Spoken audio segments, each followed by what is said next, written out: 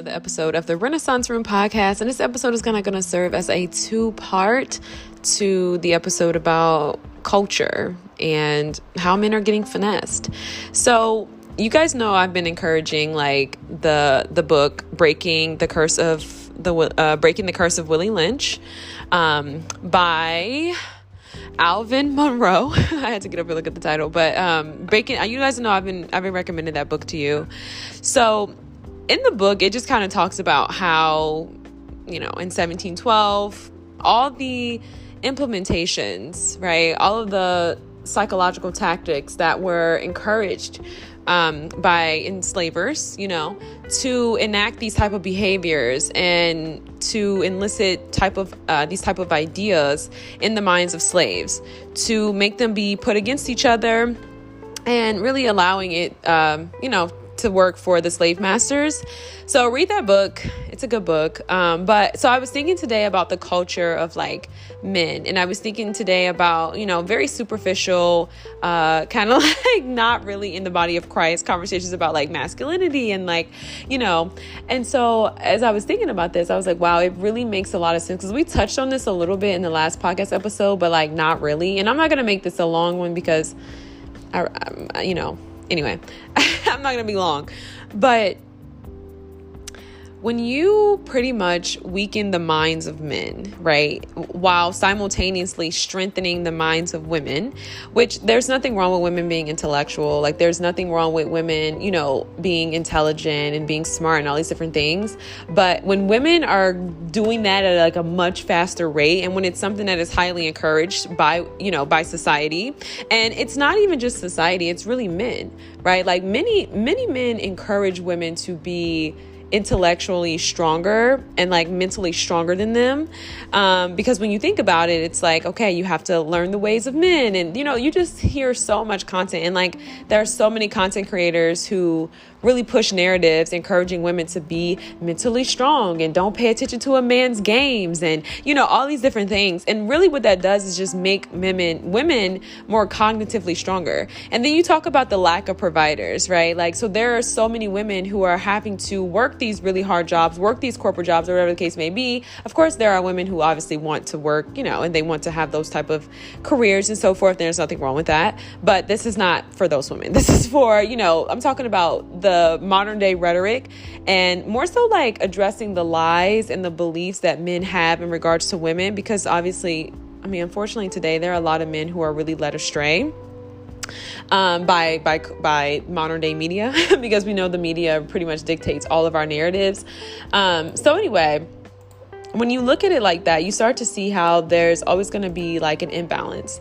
And because women were never really set to be the head of household, obviously women are going to malfunction in that place, right? We're not going to be able to be the leader and then be the submissive, like idealized partner. Like it's not something that, it's not that women can't, adapt and become more of that, but it's just like when you force women to be providers for themselves, when you encourage them to be psychologically stronger, right? Women get shamed for, having multiple partners. And I'm not saying like, Hey, I'm just saying that when you do all those things, what you're doing is telling women, hey, be self-disciplined. You know what I mean? And most women, well, I mean, I say most, but when you become all those different things, right? It's like, culture trains women to be psychologically strong. Like women have to provide for themselves. They have to, fall away from like temptation and like not fall into temptation. Like it's only right that like you're going to be psychologically stronger than most men, And so it's like, it's going to be reversal, right? And so it's like you have a lot of men who are so easily influenced by the media. Everybody wants a certain type of look. Everybody wants the same type of life. Everybody, you know what I mean? So it's just like when you're in that space, it's obviously going to create imbalance. And I think for so many Black women, it's not really daddy issues or anything like that. It's just really addressing the ways in which culture really encourages most Black women to be masculine. And you could say because Black people are the laborers of this country, but then I think we would have to kind of have a conversation about why men are not encouraged to be psychologically strong, right? It's always a matter of pretty much catering to the needs of men, right? Like, men want this type of look. Make sure you're in the gym. Make sure you're doing all these things to get this guy. But when it comes to men, it's like, there's really no conversation there. It's like, okay, figure out how to make money. And money is pretty much like A, B, C. You know what I mean? Like, it's pretty simple after that. You don't really need the whole alphabet to make money. And so it's just like, when you start realizing just how we really do, like in the book, you know, the Willie Lynch Letter, he talks about this, like how we really condition men to be psychologically weak while conditioning women to be psychologically strong. And then we wonder why we have so much chaos and like dysfunction in our relationships. It's not because women have willfully taken on these roles. It's because so many men are just so susceptible to media influences, right? Like when you listen to most of the male podcasts, and I'm not talking about, you know, that little corner of the manosphere, those, you know, the incels. I'm not talking about that. I'm talking about large platforms with like, you know, retired athletes, and there's like millions of views, and you have men who are still in their 40s, 50s, you know what I mean, 60 years old, single, still spewing a lot of media rhetoric, right? Still regurgitating a lot of things that they've seen in the media. You know what I mean? That right there becomes the inspiration. That right there is the representation. And, you know, I was talking to a relative about this too. Everyone was pretty much in an upheaval about Taylor Swift. And I kind of talked about this in a previous episode, but just to kind of touch base, you know, I was a Swiftie, you know what I mean? I was a Swiftie. Taylor Swift met a different type, you know, and this isn't really to compare, because I think a lot of times too, let me just say this, let me give a disclaimer. I think a lot of times when we talk about Black culture and we talk about certain things, we're always comparing it to a European standard. And I always try to rebut this by letting you guys know that African Americans is what it is, right? We are very much American. So just because we see, you know, any embodiment of like sophistication, any embodiment of like class, does not mean that it always falls under the European category, right? Like there's a YouTube video out, it's called The Black Middle Class. But, you know, a lot of the media pretty much warped the images of Black people who actually made, you know, who had lives, who had pretty successful lives, who were middle class, who, you know what I mean? Like that's something that you'll never really see, right? Like it's, you have to realize that as well, like we exist. And so when you consider that, and you also consider how the media today still only highlights the very raunchy, kind of like stereotypical aspects of Black culture, then it's kind of just like, you're not going to think that we are anything but that. And I do think that this is why a lot of people fall into that category, because of the peer pressure. And it's pretty heavy, right? Like that's like a good majority, you know?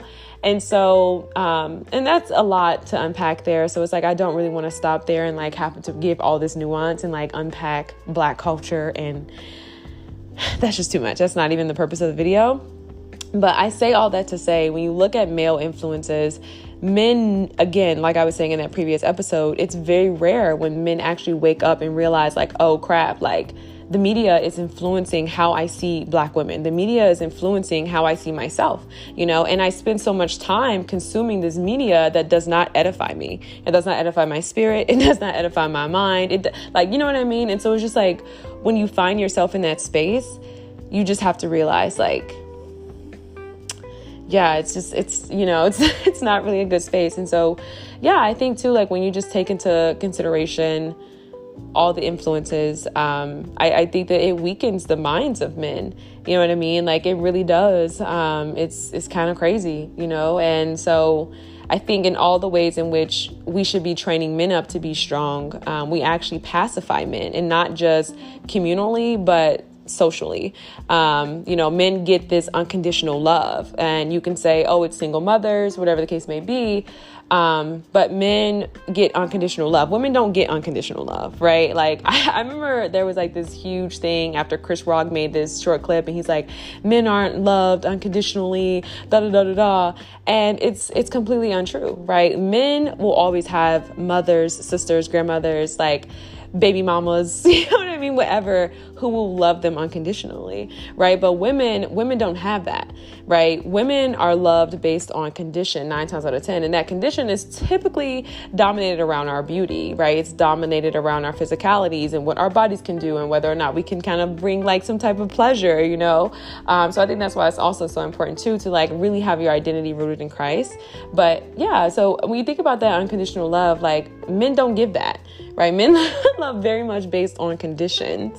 And so it's very rare. And it's not to say that like, that's not a generalization. I'm just saying like when we talk about like, you know what I mean? And I think that because men and I'm saying like when we talk about culture, right? So because men receive so much unconditional love, whether it be from their mothers or, whatever, I think that in turns creates men who just feel like they can do whatever. Like there's no consequences for their actions. There are a lot of men who grow up and they never really learn, because it's like they don't ever like life. They never like, you know what I mean? It's not until like they have like a midlife crisis where men actually wake up. Like I said, like you have 40, 50-year-old retirees, you know what I mean? Sports players, and they're on these platforms. They got these large audiences of men watching their content, and they're pretty much saying everything every other media outlet is saying. And it's really crazy. And honestly, it's not even crazy. The word I'm looking for is irresponsible. Like it's just completely irresponsible.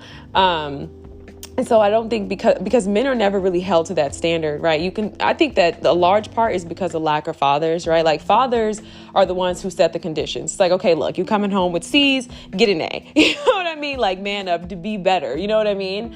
And I think when women, in their relationships with men, when they have to be the ones to kind of like come into that space, there's a lack of respect, because it's like, I'm not seeing you as an equal, you know what I mean? I'm seeing you as someone who is like underdeveloped. And I do think in a lot of ways we do underdevelop men. And people kind of take this approach and that they're looking at it from educational standpoint. And then I guess too, like there's a lot of, like I said, there's a lot there, because like I said, I feel like for a lot of young men, like there really aren't fathers, so it's like you really are kind of raised in this environment where the love is unconditional, right? Like mom will come and bail you out, dad's not coming. You know what I mean? Like your dad's not coming. Like it's like, hey, look, you made your choices. So I just think like when you think about it like that, it really kind of makes a lot of sense. And then I think fast forward, where men are really getting all this unconditional love, women are not. Women go out in the world, you learn very early what your skin color is, what type of privileges you have, and so it's like you have to kind of find your lane and find the space that will add value to you. And like, not to kind of get into the celebrity tip, but I remember Oprah one time said something that was like, she was like, academia and like education, I think she was saying, was the only place that she really felt seen, and Bell Hooks talked about this too, how she just really in her book, The Female Search for Communion. I didn't read the whole thing. And I just had to throw it out there because, but she just kind of talked about how, she never really felt like she could meet she never felt like she was beautiful enough or like sexy enough to really engage in those type of romantic relationships with men. Like she felt like it was always going to be something platonic, because she just couldn't really like, you know what I mean? Like she wasn't sexy enough, And I always talk about this. Like it's really alarming how for so many Black men, you always have to appeal to their physicality, right? Like you can never ever really appeal to a man like intellectually or even mentally. Like, and I think we set this as a standard, like, oh, well, men are dumb, right? Like we always kind of see these really horrible representations of men in the media and like films and things like that. And it's always like the dumb dad, you know what I mean? Like, and it's sad because it's like, why are we not seeing them why are they not, if even more, you know what I mean? And I don't think I say like education doesn't always have to be, it doesn't always have to be college, but it's like, even still, like, why is it not college? Or why is it not, you know what I mean? Like philosophy, like why men don't have those type of hobbies? Like why don't men engage in intellectual type of hobbies? I remember back in the day, there was like chess clubs, and like that was like a really profound thing. And you would sit with the elders and, there was like wisdom, and it's just like, I just feel like men are never really encouraged to, do those things. And so it's like what you have is like the roles are reversed, and I think it's continuous because it's like, again, we're always having to meet men at this very physical level. Like you always have to appeal to their, you know what I mean, before you can ever appeal to their mind. And it's like, how can you as a woman respect that? Like how can you respect that in a person? Like this is a grown man and you know what I mean? Like still behaving like a 17-year-old. Like you're not going to respect that, And I don't think this is all men. And this is of course not a matter of knowing everything, because nobody knows everything. This is not a matter of thinking that you're the smart. You know what I mean? This has nothing to do with that. But I'm talking about this condemning type of attitude that a lot of men have towards women in terms of like masculinity, right? Like there is a lot of, like I said, there's just a lot of coddling that I think births kind of like this backwards role reversal thing. And it's just like, I don't know. I don't think that that's attractive. I think that like, that's not okay, So I don't know. I think in order to kind of come out of it, I think that like you have to grow to a point, especially as like Black men, you have to grow to a point where it's like you don't care about societal validation, and these are always conversations that are just seldom had with men. Like, I don't know why we don't tell men, hey, don't care about social validation. I don't know why we don't tell men, why don't we encourage education in young boys? Like, I mentioned this, I was it was a guy who has like a program where he works with young boys, and he was teaching them mechanics and things like that. And I love all of those things, but it's just like, I don't know. I just think that for me, the question is always, why do we think that boys can't learn? You know what I mean? And I do think that the whitewashing and the erasure of African American history really only leads a few paths for young Black boys.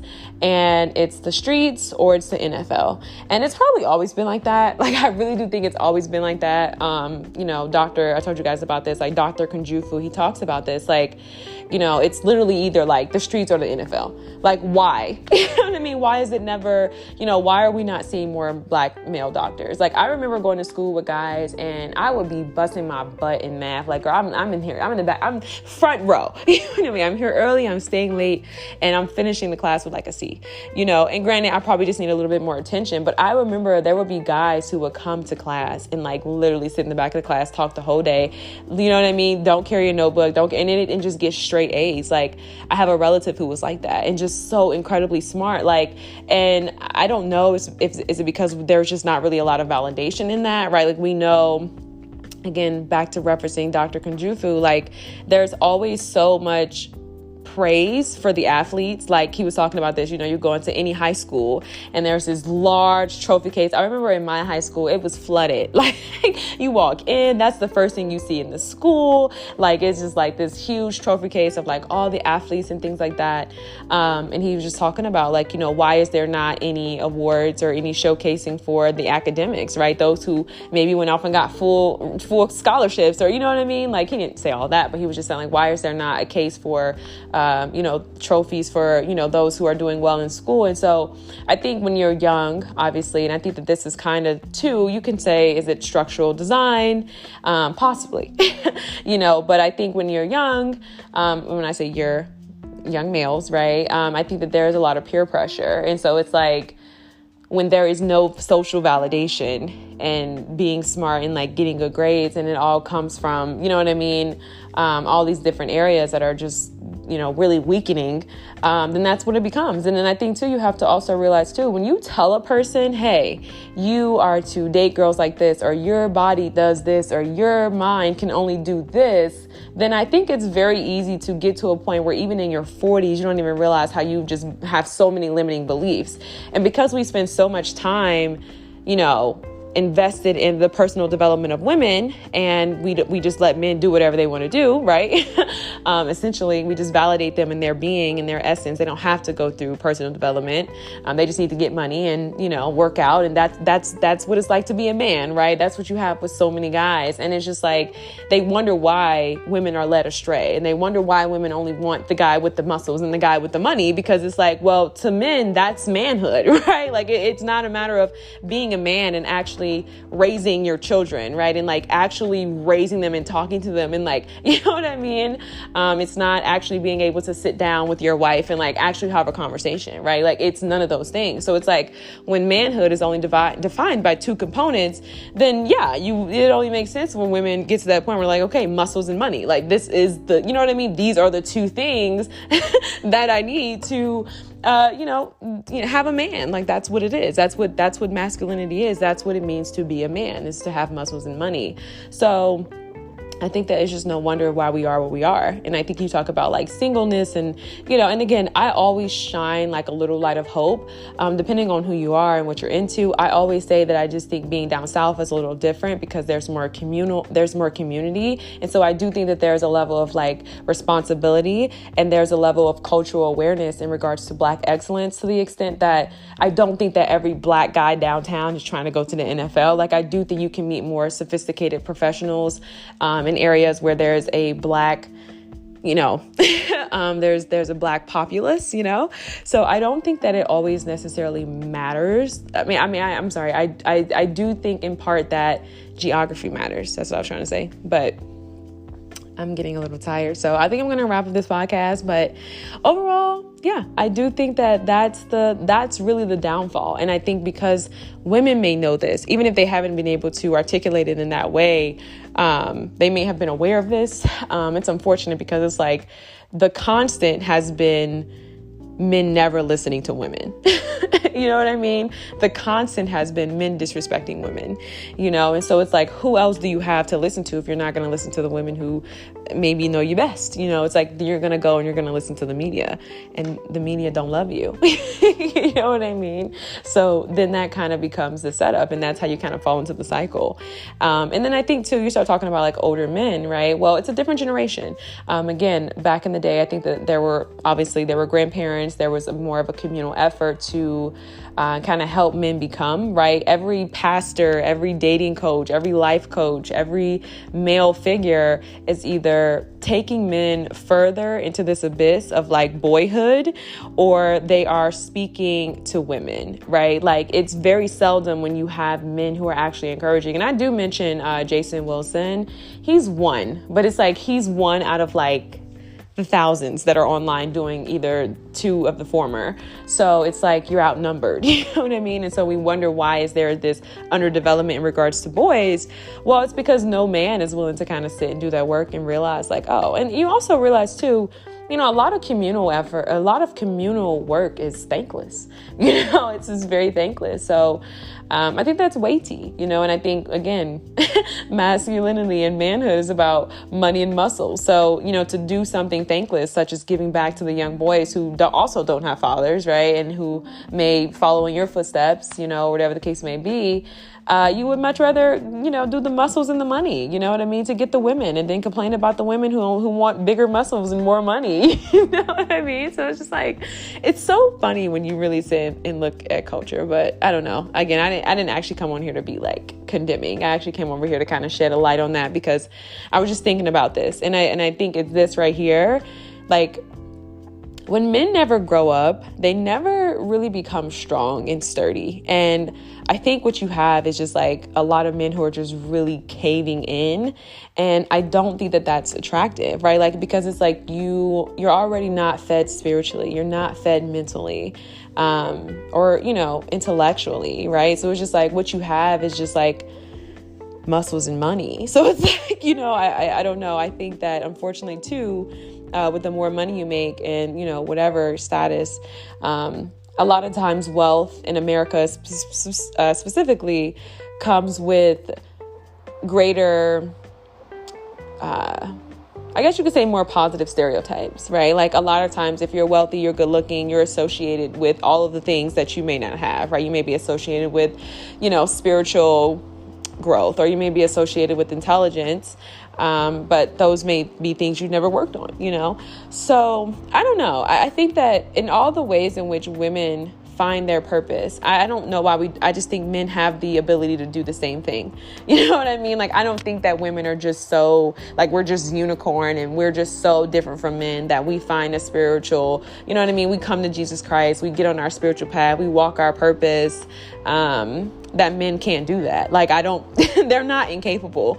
And I think for me, because I don't see men as capable, because, my dad's imperfect, but I was raised by men who did take initiative in their lives, and, their fate was their own, right? Result of their poor choices. So it's like a lot of times when I see men, it's just a matter of like, it's not always circumstantial, right? Because I want to make this clear. Like, we all have life, like life happens to all of us, but I'm talking about in terms of this very, this subject that we're talking about today, not the nuance, right? Like, I'm just talking about men being underdeveloped, because I see everything at this point as kind of like a personal choice for a lot of people, and I think that when men are not really held to that, then I don't know. I think that they kind of easily give up on themselves. And I think, I don't know. But overall, I think that men need to find their purpose, and they need to like spend time doing healthy things. I don't really get it. I mean, obviously I'm not a man, so I don't know what that's like, but I think even if we were to have compassion for men, biological needs or whatever the case may be, it's just like, why is it that we have to say, okay, this is how you are, be that way, when women don't get to be that way? You don't get to show up, on the job at motherhood crying all day, every day, even if you want to cry. You don't get to show up at work and be like that. And you know what I mean? Like, and women have way more biological changes, like just in a month. You know what I mean? In a month, it's like, it's crazy. And we are not said, oh, okay, that's just women. You know what I mean? Like, nobody is taught, oh, okay, well, that's just women. You know what I mean? That's not what it is. It's like, oh, if you're emotional, you need to become emotional intelligent. You see what I'm saying? So I'm more so in making this podcast to kind of shine a light on why women are so progressive and men are not, right? Because women are always held to a higher standard. Women are always, you need to be emotionally intelligent. You know what I mean? Like, that's one, right? You need to make sure that you are, you know what I mean? Beautiful, right? So that means you need to go to school, figure out how to get the money to buy the stuff in Sephora. You know what I mean? Like, there are a lot of standards in regards to women that women have to have, right? Like, men don't have to have those standards. Men are just kind of allowed to just be themselves as long as they get the money and the muscles. So it's like, so I just think that when you start talking about prize, right, and women being the prize, and I'm all here for self-value, you can't really fault culture for devaluing men. You know what I mean? Like, when you think about that, like, that creates such an imbalance. And of course, women are going to start to say, okay, well, if I'm doing all these things, if I have to become all these things, if I've invested in myself in all these areas because I've had to, right, to meet these standards, to become this, to become that, then you will question, okay, so why do I need a man? What is it? You know what I mean? Because the pressure for women to become, you know what I mean? To become everything, right? Like, you can't just be, you know what I mean? You have to be everything. You need to hit every category, right? Like Miss Proverbs 31. You know what I mean? Like, and honestly, I pray for discernment over what that even means, because I think that right now in like work culture and like, it's so many things, you know what I mean? To so many people. But I pray for clarity over that. Like, just what was God referring to? Because I just think that, again, but, like I said, women really are encouraged to be so many different things, like start the business, be spiritually, attuned and spiritually aligned, be an amazing mother. You know what I mean? Don't take a nap. Don't, you know what I mean? Have a glass of wine. Don't, you know what I mean? All these different things. And it's men are just money and muscles. Like, women go to school, you know what I mean? Get that education, be that good role model, give back, do all these different things, where men, it's just money and muscles. You know what I mean? Get a pretty girl. That's it. Money, muscles, and the pretty girl. That's it. You know what I mean? That's the only standard. And you think about, so I feel like at this point I'm talking in circles, but there's a lot of imbalance there. And I do think that is this imbalance right here, because men are never held to a higher standard. They're going to fall susceptible to lower standards. I think that we actually have the ability to rise to the occasion, or at least get close to it, right? Like, in terms of the expectations others have of us, and I've seen this play out in the lives of many people. If the people around you have low expectations for you, they think that you're going to be, some dropout, whatever the case may be, then that's inevitably what you will become. But if they're like, no, you can do it, I believe in you, you need to become X, Y, and Z, that's exactly what you will become. And if you don't become that, right, it's shoot for the moon, land in the stars, so it's like you're still going to get close to that expectation. And I think we teach men to shy away from that. It's like, oh no, she's requesting way too much. And men will inevitably be like, oh no, we really know that. We just don't really want that. We're just not ready for that. But I think, again, that's kind of wrapped up in ego. And I think their awareness of that, supposedly, like, quote unquote, I think that's wrapped up in ego, because, again, I just think that men are given the title of being all knowing and being all these things because they're men, and they're never told to be anything else. And they're never told to acquire anything else outside of money and muscles, that they just automatically assume that they have these qualities within themselves without actually doing the work to possess them, right? Men automatically assume, oh, if I'm a man, I'm the head of the household. You know what I mean? Has no relationship with God, right? Completely not submitted to Jesus Christ. You know what I mean? Not walking with the Lord, not walking in purpose. You know what I mean? Has no spiritual practice, absolutely no communion with God, not on a daily basis, not ever. You know what I mean? Is not culturally aware in regards to African American history, is not aware in regards to just African American and him even being a black man himself and his awareness within America. This is why men go to work and have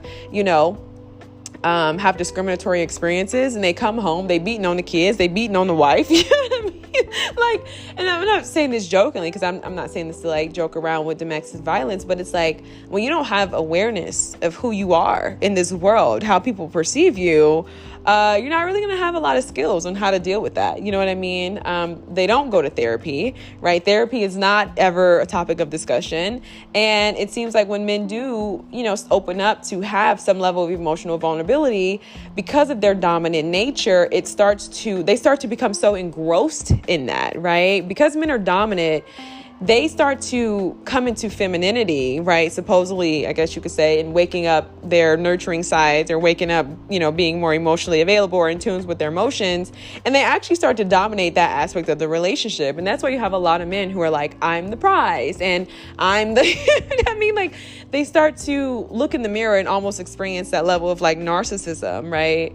And it's not anything that God ordained, right? Like that wasn't what he meant when he was talking about like, love yourself, And so men start to really dominate that aspect of like beauty and vanity and all the same ways in which women kind of have to navigate that and balance it, right? Or counteract it with, love for their spirit, or at least awareness in regards to their spirit, right? And their internal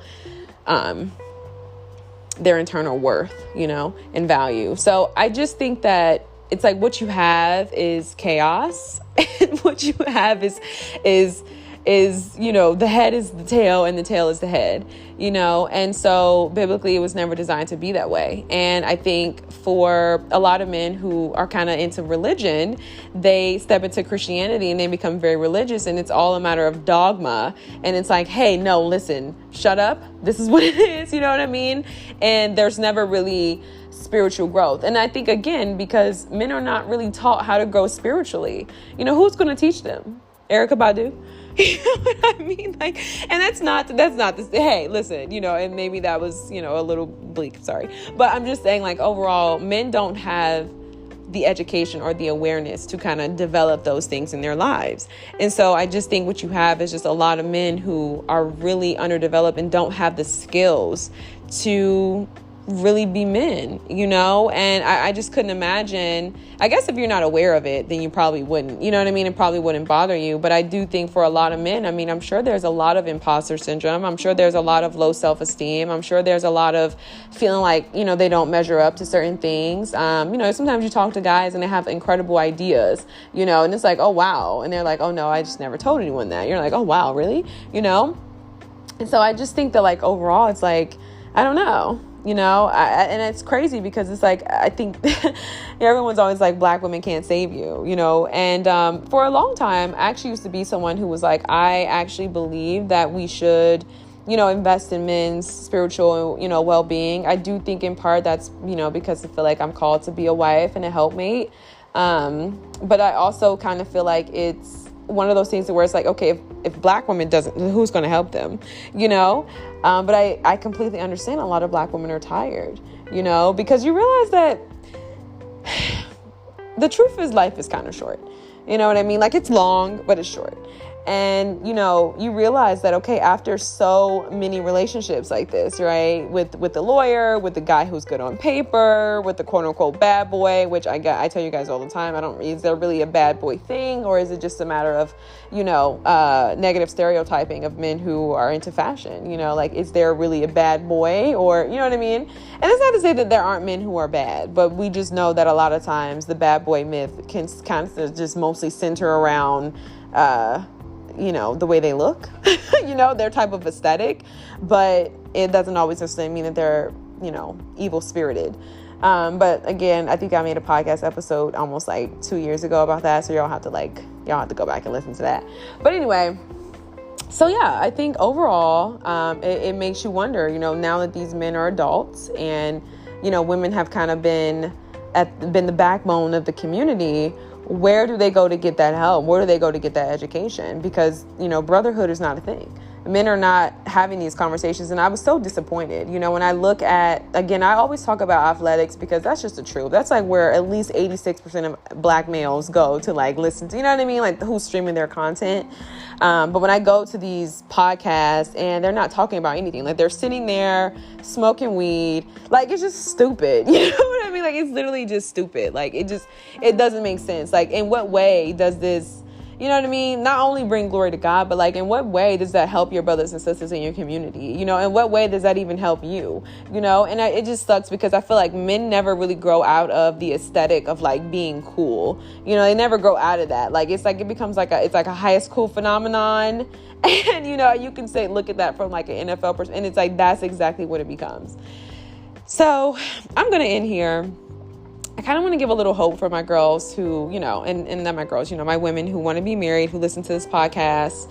Like I said, I believe it's all a matter of like education and just meeting a person. And like I said, I don't think that every black man falls into this. And the reason being is because I've actually met some. I've met a lawyer who's very educated, very intelligent, So I don't think that every guy falls into this. It's just unfortunate because the media only portrays, only portrays the black men who do fall into these very unfortunate trajectories. You know what I mean? Of course, we can all change at any time. God can use anybody. God can change anybody. Like it's never too late to get your life right, and turn it around. But there are a lot of men out there who exist. Unfortunately, they are really seen as, the ones who, may be lame or the ones who, aren't cool. But I mean, you have to grow up as a woman and figure out like what it is that you want. And I'm not here to project like onto anybody. But I know me personally, I'm a little bit more than money than muscles. Okay. I'm a little bit more than money and muscles. So, it's all for you to kind of look into that and be like, okay, what is, and I guess I'll kind of touch on this too before I leave. A lot of people talk about trades, and I don't think there's anything wrong with trades. Like education is expensive. I had an uncle who actually worked as a mechanic and he did pretty well for himself, so I don't think that there's anything wrong with the profession or anything like that. I just think that women just want more than just, but again, I don't even know I even brought that up because this podcast is packed with so much more depth and content that conversation about trades is low-key irrelevant. So just disregard that. Y'all have a good night. Peace.